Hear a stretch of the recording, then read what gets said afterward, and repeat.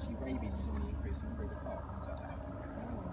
So there's a lot of issues surrounding these cats, which is why animals in captivity are really important as ambassadors, because not only are they potentially on breeding programs, but they're also raising awareness constantly from keepers doing talks or shows or whatnot. They also will raise a lot of money from experiences, donations, adoptions, and that will go towards protection of wild habitat. It will go towards the education of local people, especially children, so they grow up more eco and wildlife friendly, and it will go towards helping people in the wild. They're not going to want to help their wildlife if they're suffering. So if we can give that poor person that was a farmer maybe a job as a tour guide or a ranger or as a coaching patrolman, he's getting something positive for looking after that area. Because there's rich Westlands that want to go and see that wildlife. So magicians will breed white tigers. Private owners will breed white tigers. Circuses will breed white tigers because they're going to bring in people. But it's the cats that unfortunately suffer a lot of welfare issues now because that's the shape, the size, the coat texture of that tiger we saw earlier. That was an Amur tiger or Siberian. This is a Sumatran tiger, and she's 11 years old, so she's not a cub. She's a granny actually. So Sumatran tigers are absolutely tiny. He's about 130 kilos, so he's the same weight as one of the female Amur tigers. Very, very bulky, chunky at the front, skinny at the back. That's how a tiger is shaped. That's why tigers can pull themselves up trees and up feed poles in zoos. Lions can't do that because they're He has his straw bed and he has his heater, which means actually Kushka. He's a 17-year-old cat. Good girl. And we've just got a heater on order for her. She only moved over here 2 days ago. A couple of days as well, because he is so stiff. He's quite happy. She's 18. Hello. I really would love a selfie with her, but I don't dare put my face near her. Give her a little kiss. She has literally jumped from there as well. So. I've got it, look, up here. Up here, look. I have to train her to get train her to get on the scales. You have to have a battle with her. You know litter pickers? We've had to have food on litter picker and literally have tug of war just to get us to stand on the scales. Yeah. Me. She's so cute. Quite a little savage. Oh, we've even got a tiger calling now. That's a tiger. Hello. He's gone. See? You've got a little bloody chin. Yeah. What's underneath as well? Yeah. See why they're called Rusty Spot? I learned not to do this because she just leaps up and bites. What have you got? So because those white lions were roaring, the boys have then started as a response. Very excited. Yeah. Samia, Dad, Malawi sadly passed away at Get Down. Sadly passed away earlier this summer. So Moise's got the enclosure to himself. These aren't on a breeding program, but we chose to breed 3 years ago because we had the room. And we were really lucky that we just had one of each sex born, so we just split the sexes when they were ready. We're looking at moving him on, so we've contacted Ticket Blues at the moment to see if anyone wants him. I would then like to move the caracal over here and move the jungle cat over to the caracal. So this is actually seen. Now these are native to African grasslands. Very, very, very closely related to that caracal, but where the caracal had big feet for catching the birds, because of the 12-foot jump, these guys can also listen and jump 12 foot, but they dive down. So look at their front feet, they're very tiny. When they dive down, there's a lot of concentrated weight and pressure that is then stomping on rats and mice. So they're rodent catchers.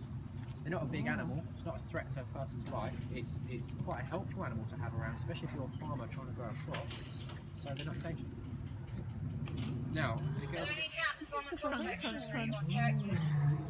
only the North Chinese and the Cloudies. Very good teeth. See you get mugs like these. So I'll try and do this. If you get your cameras ready, she knows what I'm going to do.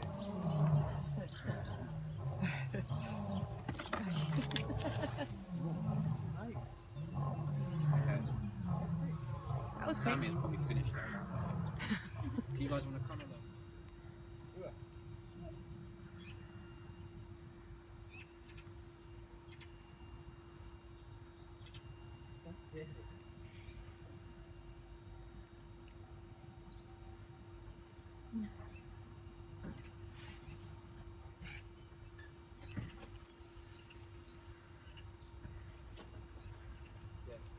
quite comfortable allowing guests near her as well.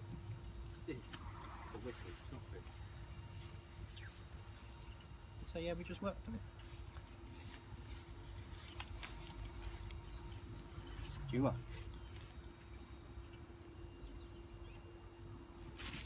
They love to play games. She just loves food.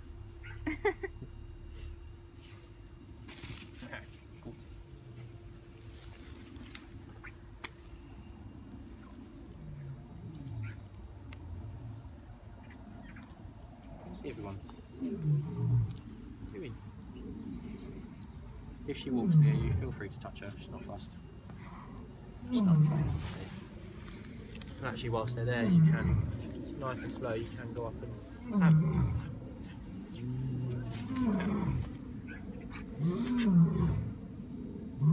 Just touch her. So she's quite a tactile cat, and that's obviously nice for guests to potentially touch. But it's good for us because we can have a good. If we don't pee on the box, we can have a good visual and physical check of her. So pick her up, chuck on the scales. When she was pregnant, feel her belly, check her teeth. All beneficial things. And if they didn't want us in here, they'd be quite.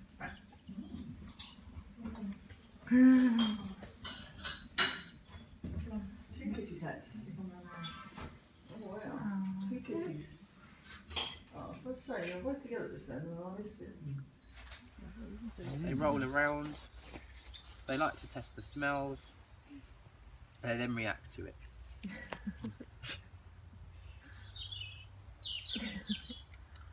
Doing this sort of thing, have a good check of the teeth. Yeah.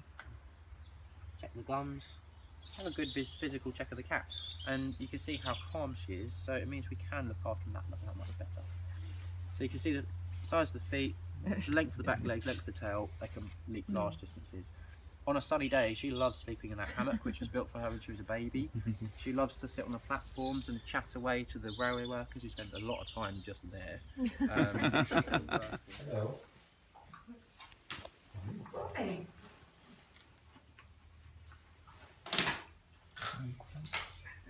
Thank you.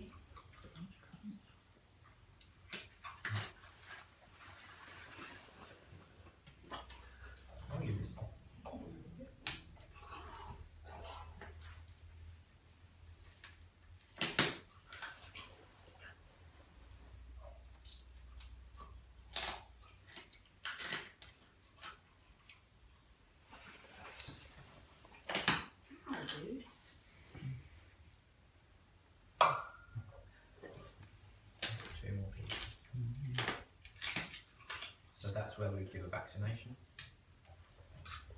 and we try and do both sides so that we can alternate each year. Yeah.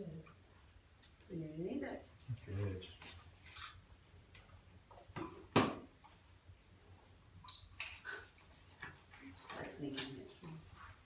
And as he's comfortable with that, in time, we can work along touching the body, touching on the thighs. So that's where you give intramuscular injections. You need to put a bit more of a point and a bit of pressure on there because they can sting a little bit more. And then whilst stay nice and still, he's guys. there with his You guys just pivot to make sure that you're facing him. Just follow him. with his tail, we can take bloods in the future. Sorry, I didn't mean to interrupt you. Goes for a wander.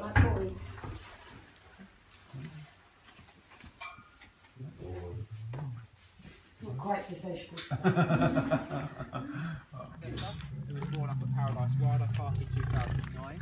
His mum and his twin sister are still there, and sadly his dad passed away when Denver was about 18 months. So we brought Denver down here so that he didn't take on that lead male role over his mum. We then imported Joy, and yeah, Joy with the sad face. Sophia was somewhere. Oh, Sophia's up on the mound. They are twin sisters from South Africa. And then we bred each of the girls in 2013. Joy had a male and 3 females. And then Sophia had 2 females a couple of months later. The cubs are all 2.5 years old now, so they obviously are quite big. They're not fully grown. You can see how tall they are already. Are you annoying your mum? These two are actually Joy's, and the young male and one of his sisters are separate now because at 2.5 years old, Dad's picked on him. He's kicked him out of the pride, which is a natural behaviour. So he goes. He's got his own enclosure with Imara, little top knot thing that's going on at the moment because he's a teenager, 2.5, and his enclosure will be extended out to the Imara. He has got an ancestor's chin at the moment. So in the diary it says that the tours aren't to go and see him. Some photos of that going on. So he's on antibiotics. He's a little bit grumpy because of the abscess. So appreciate the sight from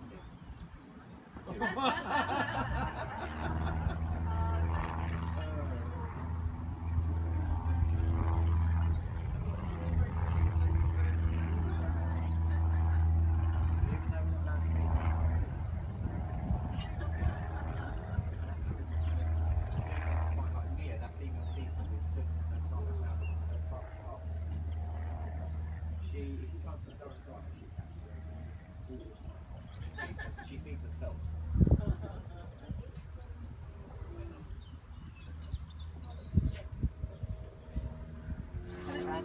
Yeah. Did I never make noises? These. She does when she's in season.